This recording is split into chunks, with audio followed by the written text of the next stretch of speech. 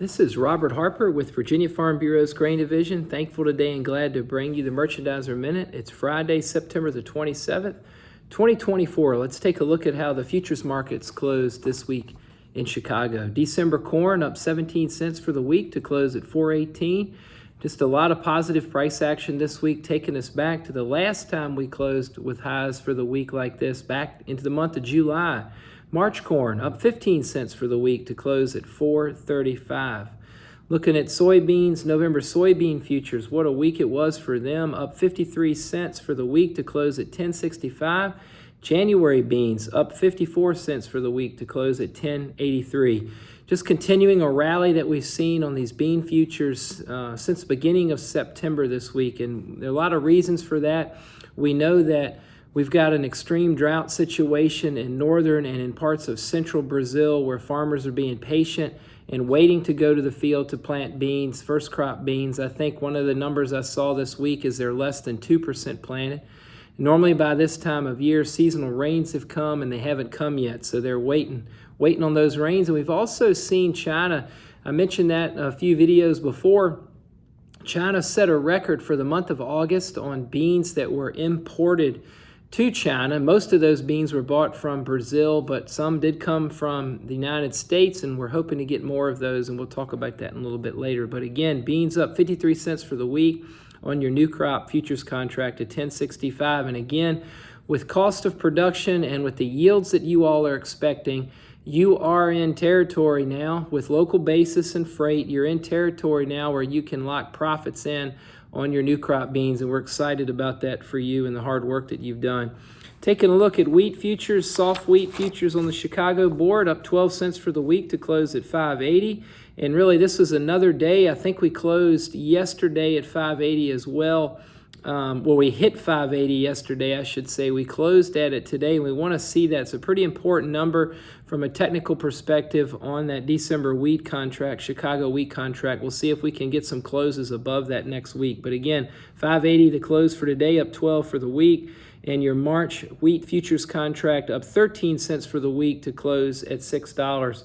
For a few of you all that have some old crop wheat, this year's wheat in the bin, y'all have been watching the carry in these futures markets. It's still here against $5.80 on D, $6 on March. That's 20 cents a bushel right there. We do also have significant carry in the basis at both flour mills here in Virginia, one in particular that we can make some money on from a basis perspective on locking in those bushels for January, February, March delivery. So call Josie or I about that. It's just nice to see a rally like this when we've seen just months and months where it appeared to be that there's just too much supply, too many bushels around the world. But we knew that one of the most bullish factors that we had these last few months is this short speculator position.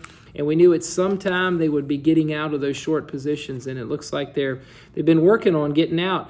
Let's take a look at the Commitment of Traders report from last Friday. We'll get another one today. 25,000 futures contracts short Chicago wheat, 134,000 short corn, and 122,000 futures contracts short beans. We're going to see those numbers go down as it appears with the board going up like it did this week, that we'll see some short covering and some of these managed money professional funds getting out. And remember, it is the end of the month on Monday, but it's also bigger than that. It's the end of the third quarter, so that's a big deal as they want to make their books look right. Let's look around at some of the news. There was a great article this week from Reuters about Smithfield announcing that they were and have been reducing their hog production by 20%.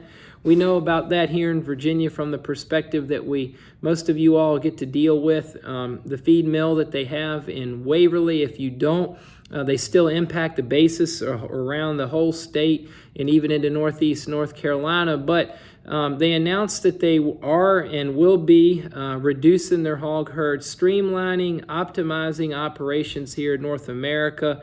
They've also announced as well that was a function of complexes in California, Arizona, Utah, Missouri, and all along the East Coast. So keep an eye out for that. Again, no news, but not new news, but neat to see Reuters pick that up.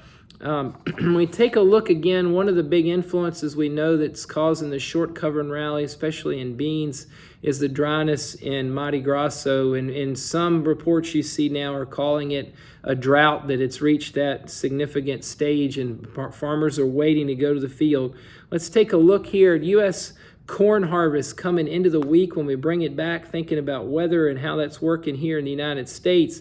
U.S. corn harvest at 14% complete. U.S. bean harvest at 13% complete. That's right on the 5-year average. But we know the dry weather in a lot of our production states has taken the top end off of the corn and the soybean yield, and that could also be a reason why the managed money folks are getting out of their short positions this week. And we're going to hope for follow-through on that next week.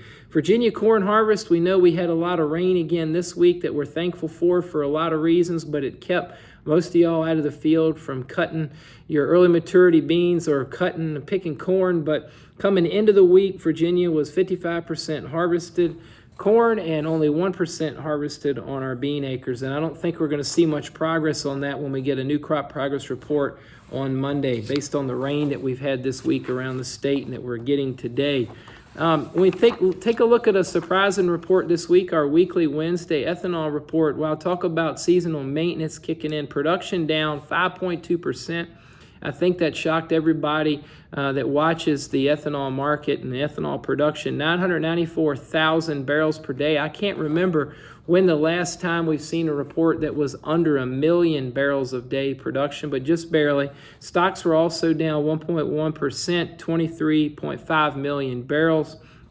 Report also showed a pretty low blender demand that was disappointing to a lot of market watchers, and it also showed that exports had fallen week over week. We did see a lot of rumors this week, a lot of conversation about China buying lots of beans. There are multiple reasons from this. So we didn't see the daily flash sales announcements. You all saw beans up 27 cents on Monday.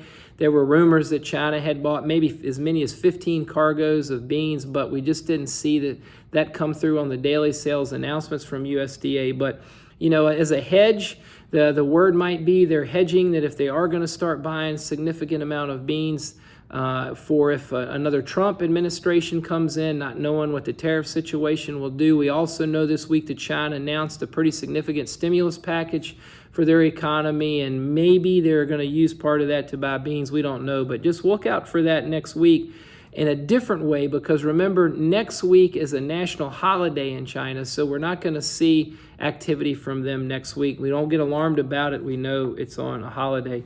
What a week it was for the outside markets as they reacted to the China stimulus news, as well as reacting to we got our new second quarter GDP numbers here in the United States, 3% of growth. Remember, our first quarter GDP, I had to look it up, 1.4%. So that's a significant increase. Looks like the economy is doing good in the ways that the government measures it. And you saw the S&P Futures Index and the Dow. Today, the Dow broke the 43,000 mark for the first time. So we're making new all-time highs. And those folks that watch that stuff are pretty happy about our GDP data this week.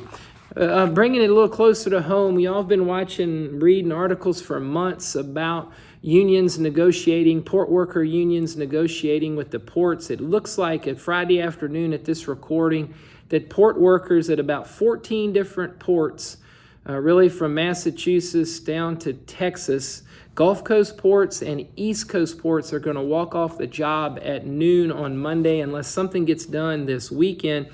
Reading up on that today, the East Coast and Gulf port strike hasn't happened since 1977.